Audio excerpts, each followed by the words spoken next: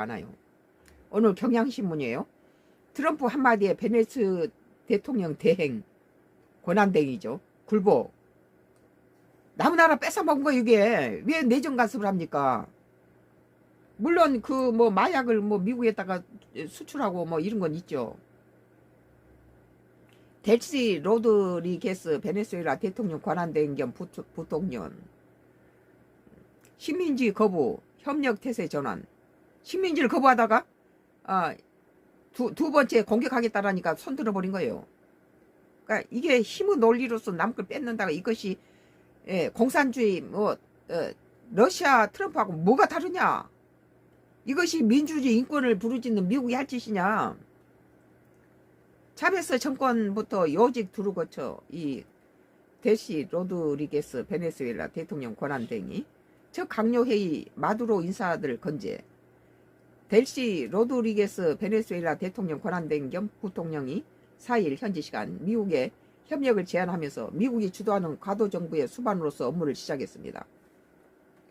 니콜라스 마두로 대통령이 미군에 생포된 직후 제국 후 식민지가 되지 않겠다며 미국을 강하게 비난하는 지 하루 만에 노선을 선회한 것입니다. 깨지는 것보다 협력을 하자는 거죠.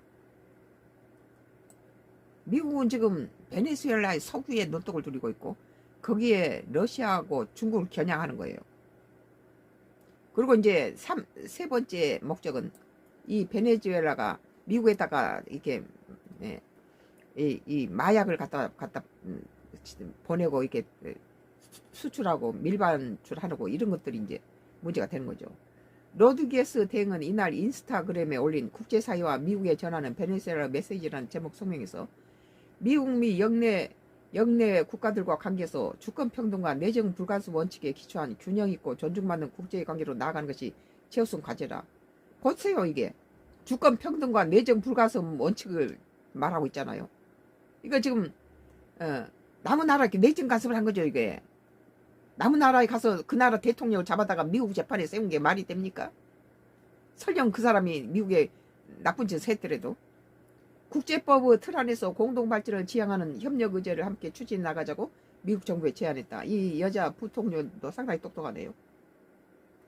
이는 도널드 트럼프 미 대통령이 로드리게스 대행을 겨냥해 옳은 일을 하지 않으면 매우 큰 대가를 치르게 될 것이라고 경고한 지 몇 시간 만에 나왔다.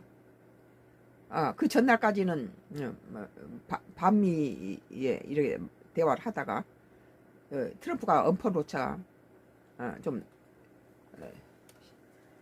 베네수엘라 군부도 로드리게스 대행을 공식 인정했다.